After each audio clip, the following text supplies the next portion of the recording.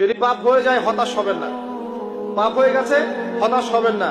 ওযু করবেন, জায়নামাজে দাঁড়াবেন, 2 রাকাত নামাজ পড়বেন, ওই পাপের কথা আল্লাহকে বলে ক্ষমা চাইবেন।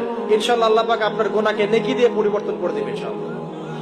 যতবার পাপ হবে ততবার নামাজে দাঁড়াবেন, ততবার ওযু করবেন, ততবার 2 রাকাত নামাজ পড়বেন এবং আল্লাহর কাছে ক্ষমা চাইবেন। ইনশাআল্লাহ আল্লাহ মাফ করে দিবেন। শয়তান আপনাকে হতাশ করতে যাবে, ফার্স্ট্রেট করতে যাবে।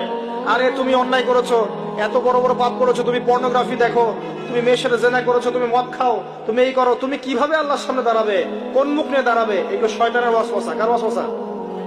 আল্লাহ পাক ক্ষমা করতে করতে ক্লান্ত হবেন না, আপনি ক্ষমা চাইতে চাইতে ক্লান্ত হয়ে যাবেন ইনশাআল্লাহ। আল্লাহ পাক এমন গফুর রহিম। এক ব্যক্তি 99টা খুন করেছে। কয়টা? 99টা খুন করে এক আলেমের কাছে গিয়ে বলেছে যে আমার কি তওবা হবে? সে বলেছে না, তওবা হবে না। সে বলেছে কি তওবা হবে না। সে আলেম ছিল না, সে আবেদ ছিল। আবেদ মানে ইবাদত করতে বেশি বেশি, খুব বেশি জ্ঞান ছিল না। আমাদের মতো আমরা কিন্তু ইবাদত বেশি করি, জ্ঞান খুব কম।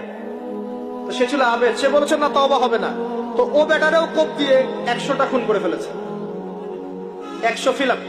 এবার সে চিন্তা করছে যে আমি কি করব। আরেকজন আলেমের কাছে গিয়ে বলছে আমি 100টা খুন করেছি, তওবা হবে?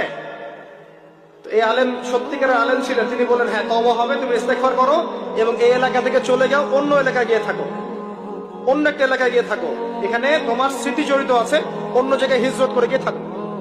তো সে ব্যক্তি চলে গেল, যাওয়ার পথে তার মৃত্যু হয়ে গেছে। আর আল্লাহ পাকের ফেরেশতা চলে এসেছে, আযাবের ফেরেশতা এবং জান্নাতের ফেরেশতা, তারা নিজেদের মধ্যে এখন তর্ক করছে কে রূহটা নেবে, আত্মাটা কে নেবে। ওই যে রূহ কাকে বলে, সায়েন্সকে জিজ্ঞাসা করেন, সায়েন্সের প্যান্ট খারাপ হয়ে যাবে, রূহ কাকে বলে উত্তর দিতে গিয়ে। এখন আল্লাহ পাক এই বান্দাকে মাফ করতে চাচ্ছেন, তিনি কি করলেন? আল্লাহ পাক কৌশল করলেন। তিনি বললেন জমিনটা মেপে দেখো, ফেরেশতারা তোমরা জমিন মেপে দেখো, সে যেখান থেকে বের হয়েছে সেখানকার দূরত্ব বেশি না যেখানে যাচ্ছিল ওখানকার দূরত্ব বেশি। এবং আল্লাহ পাক জমিনকে আদেশ করলেন এই জমিন তুমি লম্বা হয়ে যাও। জমিন আল্লাহর আদেশ শোনে না? এই পাহাড় আল্লাহর আদেশ শোনে না? শোনে।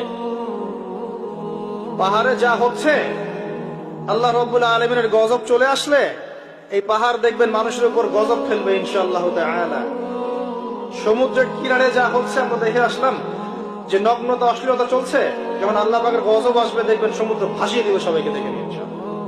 আল্লাহর আদেশ যখন চলে আসবে প্রকৃতি আল্লাহর কথা শুনবে। জমিনকে আল্লাহ বললেন লম্বা হয়ে যাও, জমিন লম্বা হয়ে গেল।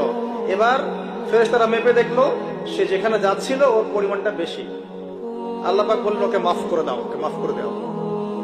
100 খুন করেছে। কত খুন? এটা বলে আপনাকে আমি খুন করতে উৎসাহিত করছি না।